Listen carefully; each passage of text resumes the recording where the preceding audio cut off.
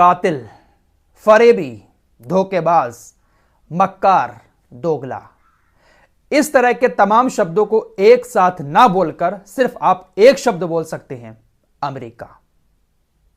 क्योंकि दुनिया के अंदर जो कुछ भी हो रहा है उन सब के पीछे अमेरिका का हाथ है। आइए आप लोगों को इस वीडियो में दोगलापन दिखाने की कोशिश करता हूं, लेकिन सबसे पहले आपको शुक्रिया अदा कहना चाहूंगा। यकीन मानो आंखों में आंसू आ गए आप लोगों की मोहब्बत देखकर।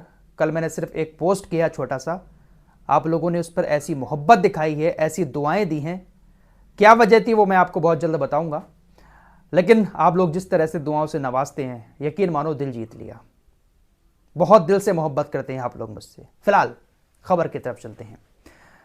दोस्तों, अमेरिका ने कल यूरोपीय संघ, जो यूरोपीय यूनियन है, वहां पर एक प्रस्ताव लाने के लिए प्रस्ताव रखा। अमेरिका ने कहा कि गाजा के अंदर हालात बिगड़ते जा रहे हैं, यूरोपीय यूनियन को एक प्रस्ताव पास करना चाहिए सीजफायर को लेकर। गाजा के अंदर सीजफायर हो जाए, हमास इजराइल के बीच डील हो जाए, इन सारी चीजों को लेकर एक प्रस्ताव यूरोपीय देशों को पास करना चाहिए। अमेरिका की तरफ से इस प्रस्ताव को लाने के लिए प्रस्ताव रखा गया, लेकिन अमेरिका का यहां पर दोगलापन देखिए।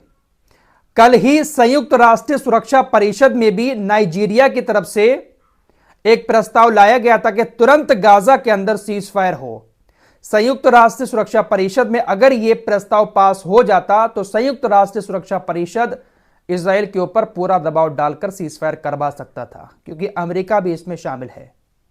15 देश शामिल थे, 15 में से 13 देशों ने इस प्रस्ताव के सपोर्ट में वोट डाला और कहा कि हां, तुरंत गाजा के अंदर सीजफायर होना चाहिए। लेकिन एक बार फिर से तीसरी बार अमेरिका ने सीजफायर का सपोर्ट नहीं किया। संयुक्त राष्ट्र सुरक्षा परिषद में यह तीसरी बार सीजफायर का प्रस्ताव आया था और तीसरी बार भी संयुक्त राष्ट्र सुरक्षा परिषद में अमेरिका का जो मेंबर है उसने इस सीजफायर को रिजेक्ट कर दिया। साथ ही साथ ब्रिटेन इसमें आया ही नहीं, ब्रिटेन ने वोट ही नहीं डाला, ना तो खिलाफ ना ही फेवर में। यूनाइटेड नेशन सुरक्षा परिषद के अगर 15 देश एक साथ सीजफायर का सपोर्ट कर लेते तो इजराइल मजबूर हो जाता प्रस्ताव पास होने के बाद सीजफायर करने के लिए। लेकिन अमेरिका, ब्रिटेन कहां चाहते हैं कि सीजफायर हो। यूरोपीय यूनियन में प्रस्ताव रख रहे हैं सीजफायर करने के लिए, और इधर जब प्रस्ताव आया तो उसको खारिज कर दिया।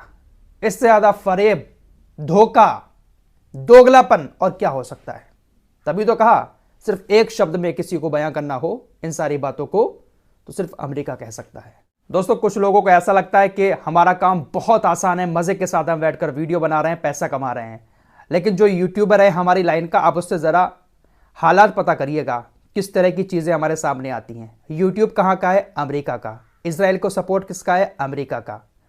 हम लगातार अमेरिका के खिलाफ बात कर रहे हैं, इजराइल के खिलाफ बात कर रहे हैं, तो सोचिएगा फिर क्या क्या होता होगा। फिलहाल आगे चलते हैं। दोस्तों, खबर मैं आप लोगों को दे चुका हूं कि हूतीज लाल सागर के अंदर लगातार जहाजों को निशाना बना रहे हैं। ब्रिटेन के एक जहाज को टारगेट करके हमला किया था, पूरा का पूरा जहाज समुद्र में डूब चुका है। इसके अलावा उसी दिन हूतीज ने अमेरिका के एक बहुत महंगे भारी भरकम ड्रोन को भी मार गिराया था।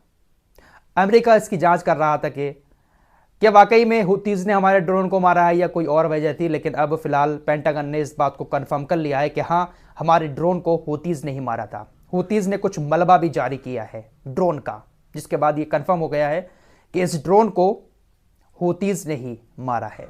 फिलहाल गाजा की तरफ वापस आए तो गाजा के हालात दिन ब दिन बिगड़ते ही जा रहे हैं।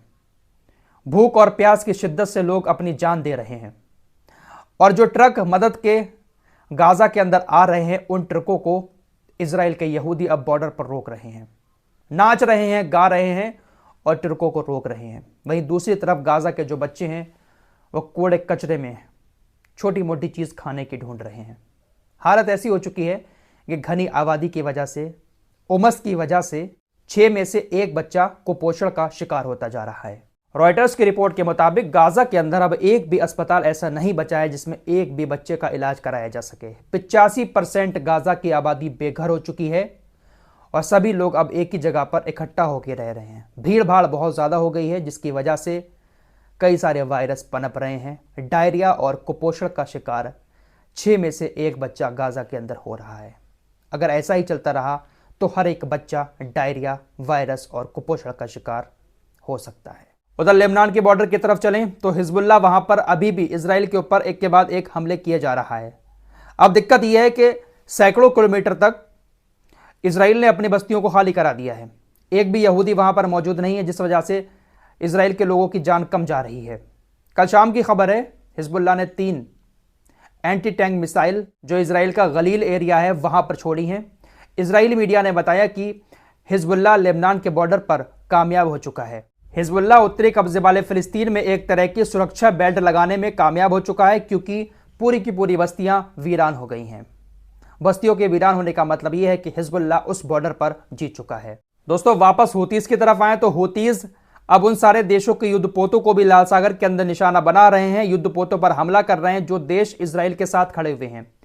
कल फ्रांस के रक्षा मंत्रालय की तरफ से बताया गया कि लाल सागर के अंदर फ्रांस का जो युद्धपोत मौजूद है, उस युद्धपोत पर हूतीज के 2 ड्रोन अटैक करने के लिए आ रहे थे, लेकिन हमारे युद्धपोत ने उन दोनों ड्रोनों को नष्ट कर दिया। भले ही फ्रांस ने यमन के दोनों ड्रोन को मार गिराया, लेकिन यह बहुत बड़ी बात है और हिम्मत की बात है कि अब जो ताकतवर युद्धपोत लाल सागर के अंदर मौजूद हैं, हूतीज उसको टारगेट कर रहे हैं। आइए थोड़ी सी बात रूस की कर लेते हैं। दोस्तों, आने वाले दिनों में यकीन मानो सुपर पावर रूस ही होगा, क्योंकि रूस इस वक्त जिस तरह के काम कर रहा है उसको लेकर अमेरिका को भी काफी डर पैदा हो चुका है। रूस ने कुछ ऐसे खतरनाक हथियार बनाए हैं जो अमेरिका के सैटेलाइट, खुफिया सैटेलाइट आसमान में घूमते हैं, उनको वो टारगेट करके मार सकता है। इस बात की चिंता खुद अमेरिका को सताने लगी है। साथ ही साथ रूस ने एक ऐसा झटका अमेरिका को दिया है, एक ऐसा नया ट्रेंड दुनिया में पैदा किया है रूस ने, जिसकी वजह से अमेरिका को बहुत बड़ा नुकसान उठाना पड़ रहा है। दरअसल दुनिया के अंदर अब तक जो भी कारोबार होता है वो डॉलर्स में होता है। एक देश दूसरे देश से कोई सामान खरीदता है तो वो डॉलर में खरीदता है। डॉलर एक ऐसा पैसा है जो दुनिया के हर कोने में चल जाता है। लेकिन रूस ने एक ऐसा ट्रेंड चलाया, रूस अब किसी भी देश से कोई सामान खरीद रहा है तो वो डॉलर्स में लेन देन नहीं कर रहा है, बल्कि जो लोकल करेंसी होती है किसी भी देश की, रूस अपने देश की करेंसी और उस देश की करेंसी में ही लेन देन कर रहा है।